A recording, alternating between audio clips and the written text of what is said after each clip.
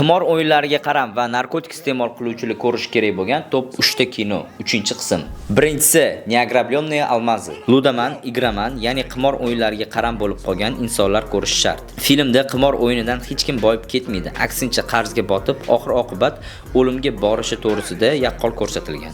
Ikkinchisi Меня зовут Bill. Bu kino Bill Wilson haqida bo'lib, hozirgi 12 qadam dasturi asoschisi hayoti haqida film.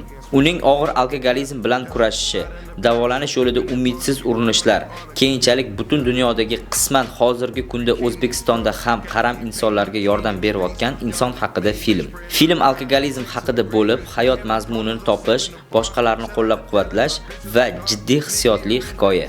Uchinchisi Пятая terapiya. Buni geroin iste'mol qiluvchilar ko'rishi shart. 17 yoshida giyohvandlik tufayli OIDS/SPID kasalini orttirib olgan, ko'p yillar davomida og'ir giyohvand moddalarni iste'mol qilgan va hayotining katta qismini qamoqxonada o'tkazgan inson to'g'risida. Shuncha qiyinchiliklarga qaramay reabilitatsiya qilib, baxtli hayotga qaytgan inson to'g'risida.